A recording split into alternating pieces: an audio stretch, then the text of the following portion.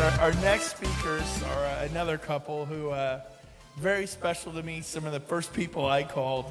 They ran a very successful brokerage up in Sacramento, California. Had 2 offices, 30 miles apart, and about 110 agents work for them. And they had shut that down, and they were in transition. Some of you know the story. I invited Marguerite out for Taco Tuesday just to talk. We spent an hour talking about her and Joe. And she's like, well, what about EXP? I'm like, there's time for that later. Tell me about you, your goals, your dreams. We spent an hour, and she's like, tell me about EXP. At the end, I'm like, we have no time for that. But come to my office tomorrow morning at 8 a.m. I want you to watch a short webinar and give me your opinion. She said, okay. She brought Joe, and about 30 minutes in, she started crying in my office. I mean, she's literally, I'm giving her Kleenex, and she looks at Joe, she's like, we're doing this. And they are just tearing it up. I'm so excited about what's going on in their lives. And they're the most amazing couple. I love and respect them greatly. They have business all across the United States today. Help me welcome Marguerite and Joe Crespillo. Woo!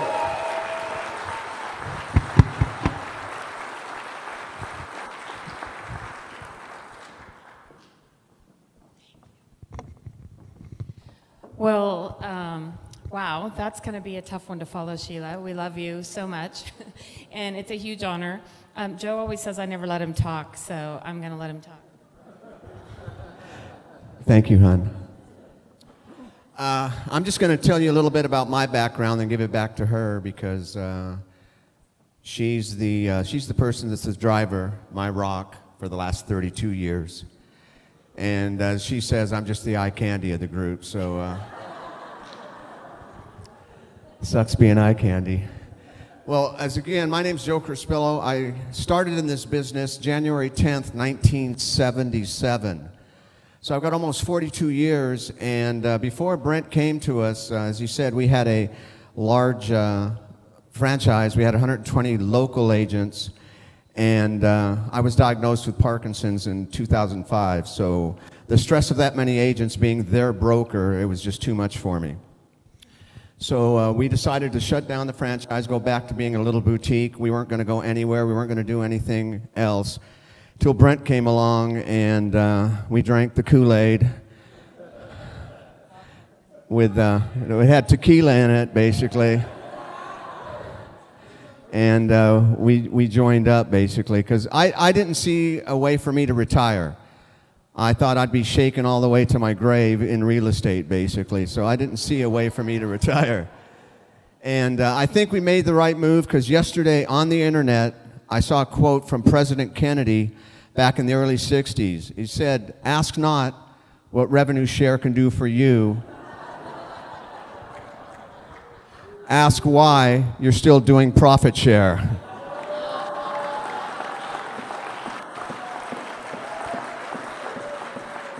So see, President Kennedy was a very wise man, and he knew about EXP in the 60s, some 40, 50 years before it even came around. So, and I want to give one little real estate tidbit too, because Brent said give a real estate tidbit. And I'm sure that both Scott and Jeff agree with me on this. The best thing I can tell you about real estate happened 27 years ago to me. Marry somebody like Marguerite.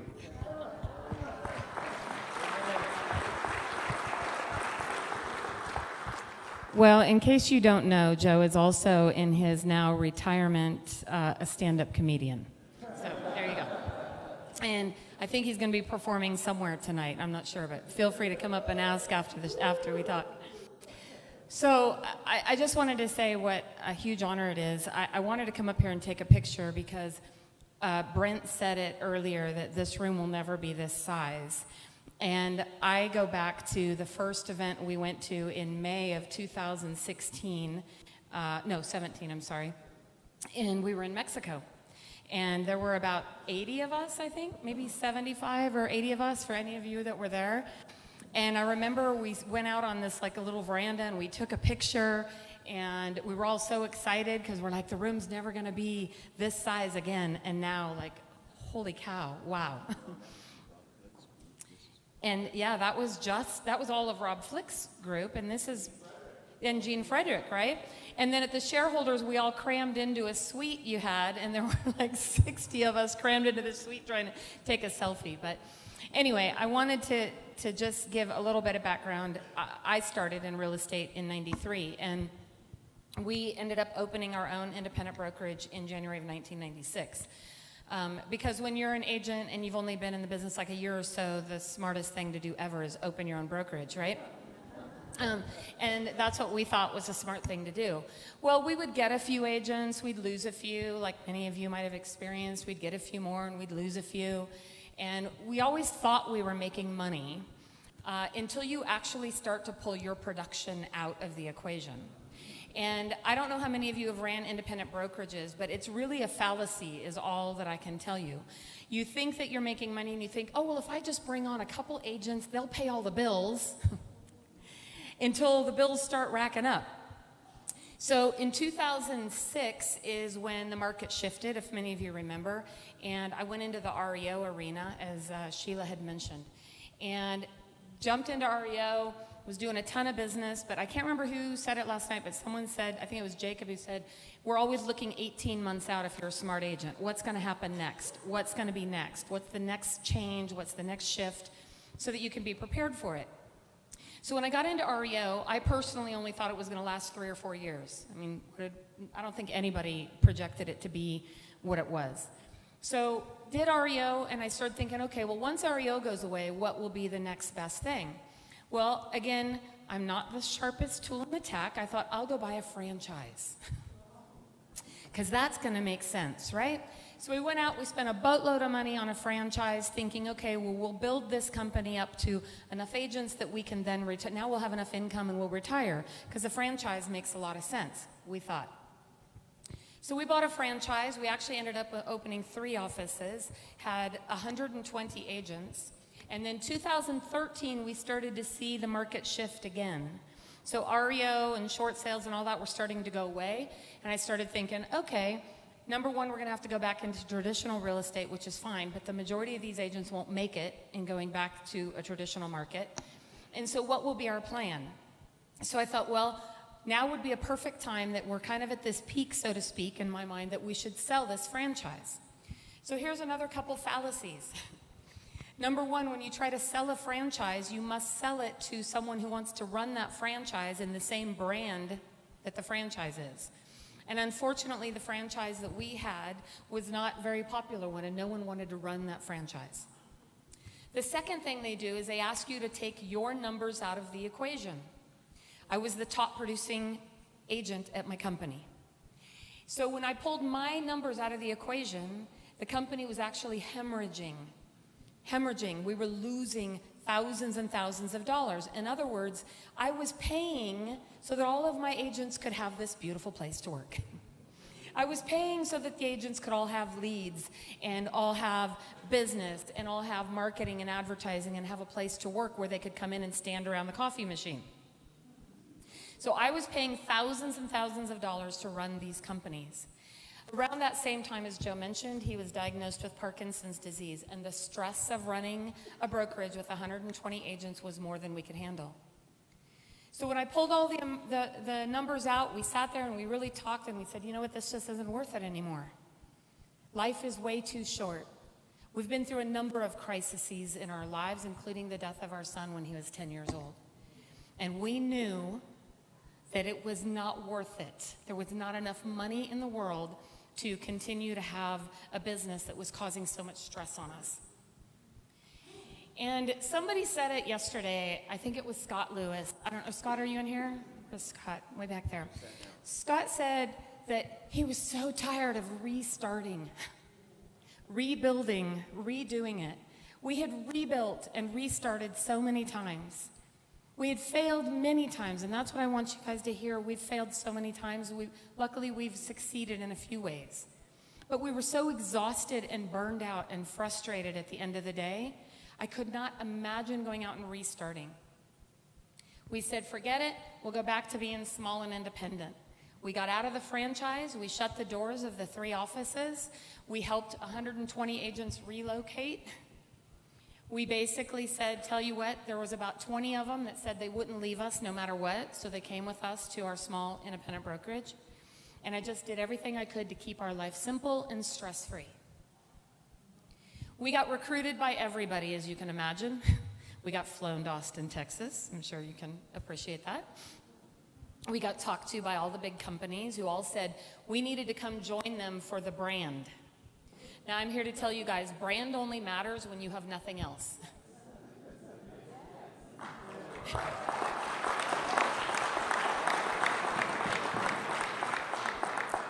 And I knew I didn't need any of those brands. I could figure out a way to make it on my own. I'd done it many times before. When we were in San Diego taking a break, we were at Disneyland, and I got a phone call from Brent Gove. He said, hey, Marguerite. Y'all know his excitement. He's like, hey, I have a ton of respect for you, as you know, and I really want to get your opinion. I want you to rip this thing apart. I'm thinking about leaving KW. I'm like, what? You're going to do what? And I said, Brent, hey, I'm at Disneyland, you know. And I said, I tell you what, I'll check in with you when I get back. Because Brent has sold a few things in his day. He's an extraordinary salesman. And I said, I don't know what you're selling, Brent, but we'll talk about it. So I come back from Disneyland, and it's Tuesday. I'll never forget. And he calls me, says, hey, you have time for lunch today? And I said, oh, I don't know. Where are you? He goes, across the street. He goes, it's Taco Tuesday. Come on over. Let's have tacos. And we did. We went in there and we sat down and we had tacos. And it's a true story when he says he did not talk at all about anything about EXP. And he's yakking away. We're talking about what's going on with our lives. I said, you know, I'm just super burned out, Brent. I could die happy and show another house. Is anyone else in here on that same level? I mean, I love real estate, don't get me wrong. But I could die happy and never show another house. And so he said, look, come watch this webinar tomorrow. I'm like, oh, man, what are you selling? So we went over there 8 a.m. the next morning, for the record, 8 a.m. And Rob Flick and Sheila were live on the webinar. And they started doing the webinar that all of you guys have seen. And I have to tell you, about 10 or 15 minutes in, I got goose pimples on my arms. And I said, I almost feel like we were born for this. We have spent the last 24 of my years, 40 some odd of his years. This was designed for us. It's almost like they created this specifically for us. And we got tears in our eyes. We left there. We went home. We talked the whole day, the whole night. And we come to the conclusion that whether one agent came with us or not, we were going. It didn't matter. We were going to go. And I'll tell you that since we joined, it's been 21 months, I think now, 21 months ago since we joined. It has truly been the best decision we've ever made, and here's why. We are no longer doing this just for ourselves. It has become so much bigger than us. And it's given us an opportunity to not be 90 years old and still selling real estate. It's given us an opportunity...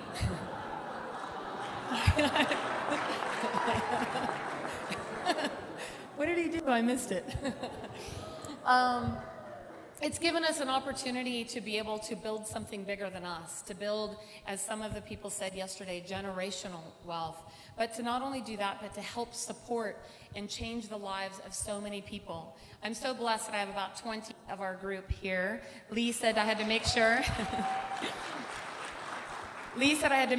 I mentioned him because he's been a key component for us. I love him.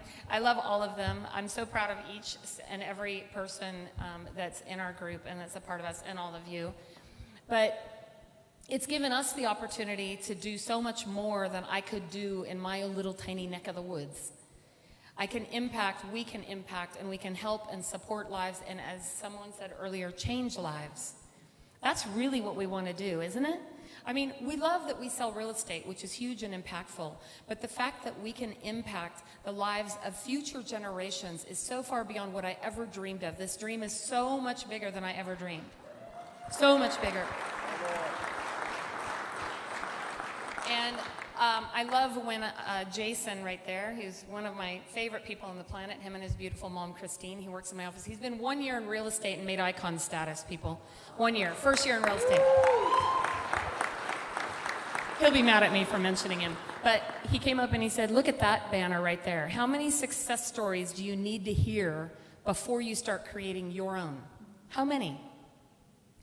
And so as we wrap up a little bit, the last couple things I wanted to say is what was life-changing for us is when I sat down with Brent one day, and as I said, I've never really worked for a big company, so I always kind of forged through on my own.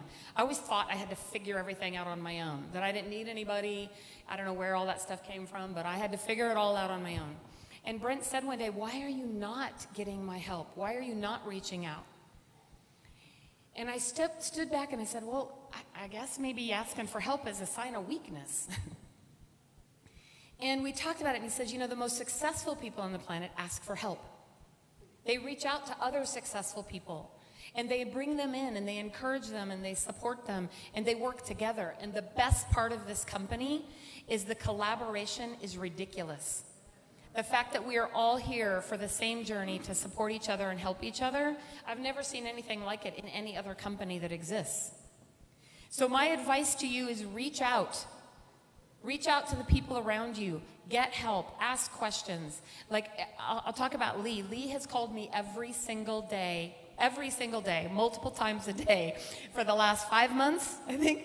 5 o'clock in the morning. Yeah, he's on Michigan time. I'm in California time. He forgets that sometimes. And so I encourage you to reach out and get that support from the people that are here. We're willing to help you. You just have to ask. And so, oh, he's going to take it from me. Hold on. Just real quick. Because if you look at our numbers, we've got 38 personals. We only have 155 in our group.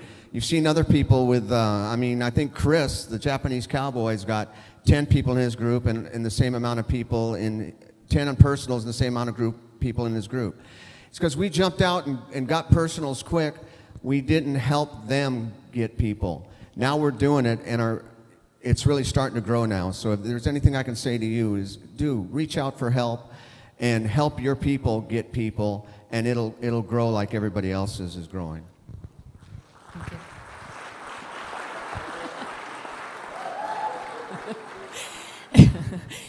So as I wrap up, we were asked to also create a real estate tip, and I'll tell you a couple things that we've done to help support our group. Like Shelley, we have weekly meetings in our office, and we have an office locally in our market. We also take those meetings and we broadcast them live. We have a Facebook group that any of you guys are welcome to join. It's called Real Estate Success Strategies and Accountability. You can come there, bring your agents there. We do trainings every single week. I do them along with Jason. Jason inspired me to get that going, and we do it on a regular basis to be able to bring value as much as we possibly can. We also have Facebook groups and that kind of thing, workplace groups where we encourage our agents. And Zoom is like my best friend. I learned that from Sheila. That's the most amazing thing on the planet. But in order to sell more real estate, I'm going to give you this one last thing, and that is, this is a relationship business. And you have a choice. And I will tell you that if the day came where you were no longer allowed to spend $1 on advertising, what would you do to build your business? And I encourage all of you to really look at your businesses that way. Because we're spending so much money on companies like Zillow and Realtor.com and Facebook ads and park benches and signs and those little things in the grocery carts. And the truth is that 99% of that doesn't work. And if you do that kind of stuff and you do get leads, the conversion rate is ridiculously low. This is a people business, which means you have to get in front of people. Get up, get out of your bed, get off the computer, get off your phone, get face to face with people, and you will do more business than you ever want. Most of you have family and friends that you haven't even contacted. Don't even know you sell real estate. Have any of you ever sent out a mailer and you got the mail back and they found out they bought a house through somebody else? You're like, oh. So if you're not using your database, I encourage you to get your database in place. It's the most valuable thing you own, is your database. Harvey Mackey said it best. Your Rolodex is the most valuable thing you own. For any of you that don't know what a Rolodex is, ask your mom. So utilize your database. Reach out to people. This applies not only in real estate, but here's one little tip. It's my favorite tip, called Take Your Realtor to Lunch Day. Call clients in your database. Find somebody who works in an office area or an office environment. Say, hey, guess what? I would love to take you and a few of your coworkers to lunch. It'll cost you maybe $100. And what will they do when you walk into the lunch? They'll introduce you as, this is Marguerite, my real estate agent. And what do you think?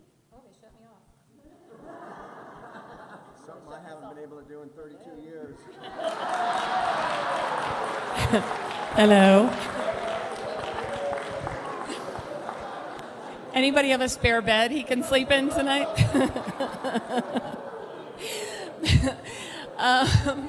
See, I think I just need to wrap up there. There you guys go. Anyway, take your realtor to lunch day. You'll get clients out of it every time. Encourage your people in your group to get out there and get face-to-face. You do more face-to-faces, you'll get more business than you ever want. Thank you guys very much. Wait, one more thing. It's hard to shut me up, too. As Marguerite said, I've been doing stand-up comedy now for the last 3 years, and I write some parody songs, and I wrote a song about EXP. I'm not actually going to sing it because I don't know where my karaoke DJ is right now. So I'm going to do the first verse just as a poem, basically. And it goes, selling in the real estate world can get a little crazy. But if you have your systems in place, it can be amazing. You don't have to be a brand. People buy from you. Or then again, EXP is the future of what we do. There's 3 more verses. Come to my show and listen to them.